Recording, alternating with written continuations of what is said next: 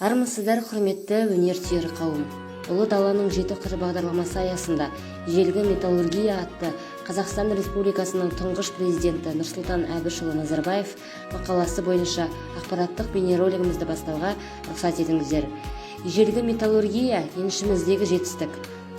Қазақстан Республикасының тұңғыш президенті Нұрсұлтан Әбішұлы Назарбаев Ұлы даланың 7 қыры мақаласында өткен заманның және бүгінгі күннің терең мәселелеріне тоқталып, Қазақстан тарихын оның жеке фрагменттерімен емес, заманауи ғылымның биіктігінен түсіну керектігін атап өткен. Ұлы даланың 7 қырының бағытын белгіледі.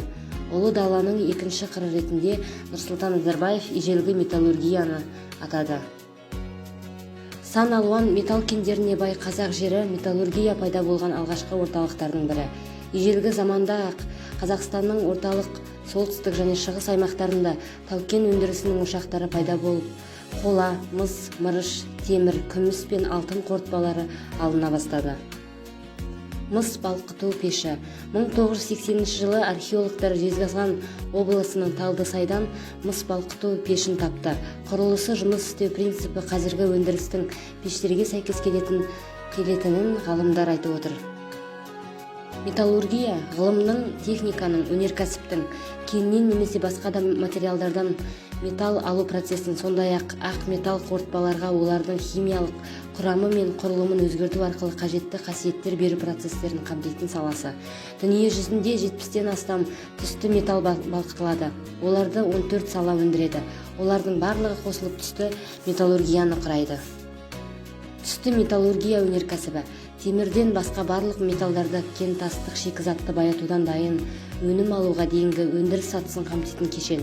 Түсті металлургия өнеркәсібінің негізін физикалық және химиялық қасиеттермен ерекшеленетін жеңіл жер қыртысында орналасқан металлдар құрайды.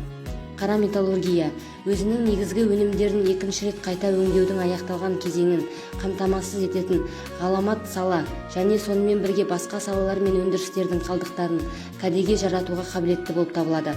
Қазақстан үшін қара металлургия екінші дүниежүзілік соғысынан кейінгі жылдары ғана пайда болған ауыр өнеркәсібінің салыстырмалы түрдегі жас саласы болып табылады. Қазақстанда шойын, болат бұйымдарды иілімдеу және ферроқорытпа өндіріледі.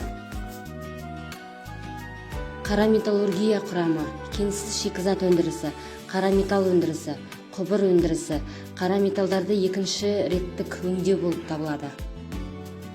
Осымен Ұлы даланың 7 қыры бағдарламасы аясында Қазақстан Республикасының тұңғыш президенті Нұрсұлтан Әбішұлы Назарбаев мақаласы бойынша ежелгі металлургия ақпараттық бейнеролигімізді аяқтаймыз.